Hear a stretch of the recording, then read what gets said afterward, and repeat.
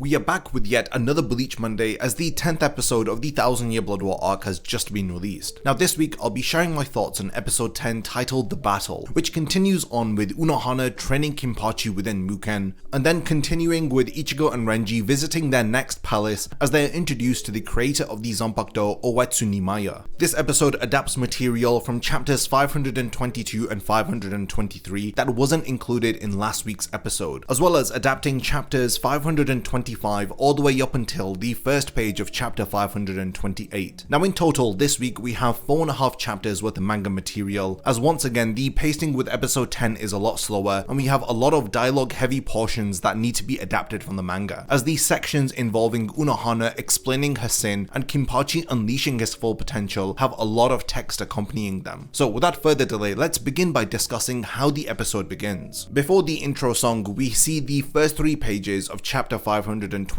adapted into the anime as Kimbachi's battle against Unohana continues. He has an internal monologue where he admits that he has lost consciousness several times, meaning that he must have been beaten to the point of death and healed by Unohana multiple times by now. Kimbachi reveals that the last time that he had lost consciousness during battle was in the past when he had first fought Unohana when he was much younger. After the intro, we finally have the flashback between Unohana and Kimbachi, where we get to see their first battle, as Unohana is approached by one of her subordinates who tells her that they could not find anyone within Rukongai who can satisfy her craving for battle. During this time, she was the captain of the 11th Division and she had conducted a mission to eradicate the Vandals on the outskirts of Rukongai. This was on the pretense so that peace could be maintained within the Serite, but the true purpose of this mission was understood by her subordinate, who had correctly assumed that she had done this in order to look for a worthy opponent. When Unohana notices a pile of bodies, she spots a young Kimbachi on top of them. We learned that back then the two of them were bored with swordsmanship and fighting in general, as they had begun to wander aimlessly in search of a worthy opponent who could satiate their desire for battle, someone who was worth using their sword against. Unohana had felt as though their swords had drawn them to each other, as she states that she had never expected a child to have made her feel the joy of battle, which she had longed for so desperately. Additionally, she did not expect for this young Kimbachi to also limit his potential because of their battle all those years ago. So we cut back to the present day with their battle continuing, and the tide begins to turn as Kimbachi finally lands a strike against her. But every time Kimbachi recovers from unconsciousness, he comes back stronger than before, as he is starting to now counter most of her attacks just with his reflexes alone. Now this proves that Unohana's training method for bringing him to the point of death and then healing him is working very effectively. The nuance of their battle as well as the unique bond that they share begins to be explained by Unohana through her internal monologue, as we learn that Kimbachi has been unconsciously restricting his power while in battle. Now this explains why he had drawn against Shikai Ichigo during the Soul Society arc, as well as explaining why he had just barely beaten Noitora during the Iranka arc. Now admittedly, both of them were strong opponents, but Unohana was aware that he should have been able to easily beat them. Kimbachi has been limiting his power to the very limit, just so that he can experience fighting on the edge of death during each of his fights. Now this reasoning is rooted back to their original battle, where they both had felt true joy in fighting a worthy opponent. Unfortunately, Kimbachi had learned about the joy of fighting on the edge of death from Unohana, and this is her sin. She comments on how Kimbachi must have felt overjoyed about fighting a worthy opponent after years of encountering weaklings. He really had nobody to test his power against, that is until Unohana had appeared. She was the first opponent who was able to truly rival his own strength. Now many people argue about Kimbachi's strength when he was younger, but Unohana confirms that he was in fact stronger than her when he was a teenager. Kimbachi was afraid of killing her during their first battle, and this was after years of encountering weak opponents. He was afraid that he would not be able to feel this joy of battle if Unohana was defeated. He subconsciously suppressed and sealed his power as a result of this in order to match Unohana's power, and eventually she had started to feel responsible and guilty that because of her weakness he had to suppress his power. However, as time had progressed, she had noticed following each battle Kimbachi would recover from the edge of death and remove some of the limit that he had placed upon himself, as he was gradually returning to his former self. Unohana does admit that she is strong, but she is not as strong as Kimbachi. During Kimbachi's training within Muken, Unohana is going to defeat and heal him hundreds of times if she has to, until he finally returns to who he really is, the young Shinigami who was able to outmatch one of the most fearsome captains of the Gotei 13 while he was only a teenager.